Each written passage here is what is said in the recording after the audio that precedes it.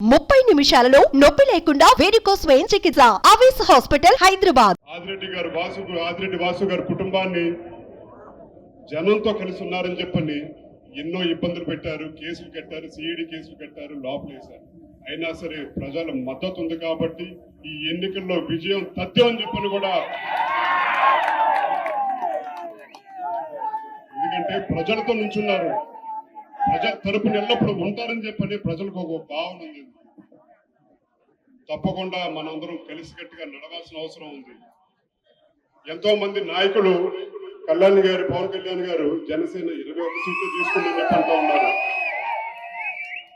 ఎన్ని సీట్లు తీసుకున్నాము, ఎంత తగ్గామని చెప్పని కాదు, ఒక పిలిపిస్తే ఆయన నమ్మిన, ఆయన అభిమానించే ప్రతి ఒక్క జన సైనికులు కలిసికట్టుగా నడుస్తారని చెప్పని ఒక నమ్మకం ఉంది కాబట్టి ఆయన మద్దతు తెలియజేశారు.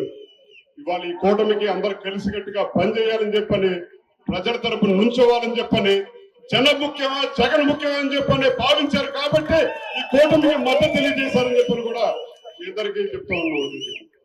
అలాంటి ప్రభుత్వం అవసరమా, లేదంటే ప్రజల తరపున నుంచుని మన వాసు అవసరం అని చెప్పని కూడా మిమ్మల్ని ఆలోచిస్తాం కోరుకుంటా ఉన్నాను.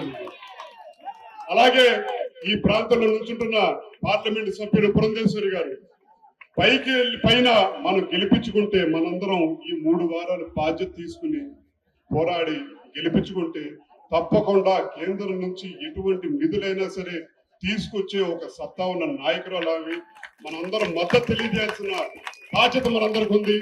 మనం ఈ 3 వారాల పాటు మనం బాధ్యత తీసుకుంటే తర్వాత 5 సంవత్సరాల పాటు వాళ్ళు మనందరి తరపున నుంచుంటారని చెప్పి కూడా మిమ్మల్ని అందరికీ కోరుకుంటూ, ఆదిరెడ్డి వాసు గారికి ప్రత్యేకించి నేను ధన్యవాదాలు తెలియజేస్తున్నాను. ఈనాడు సోదరులు వంగవీటి రాధా గారిని ఇక్కడికి పిలిపించి మాకు అండగా నిలబడే దిశగా అడుగులు తీసుకుంటున్నటువంటి సందర్భంలో వాసు గారికి నేను ప్రత్యేకించిన ధన్యవాదాలు తెలియజేస్తున్నాను. అదేవిధంగా వంగవీటి సోదరికి కూడా నేను ప్రత్యేకించి నా కృతజ్ఞతలు తెలియజేసుకుంటున్నాడు.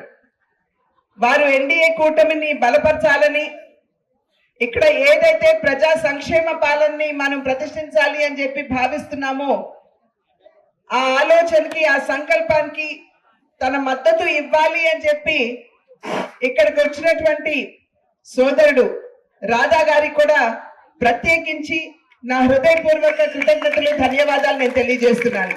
ప్రజా సమస్యల పట్ల స్పందించేవారు, ఎక్కడైనా సరే బడుగు బలహీన వర్గాల వారికి కనుక అన్యాయం జరుగుతున్నట్లయితే వెంటనే వెళ్ళి అక్కడ వారికి అండగా నిలబడేవారు.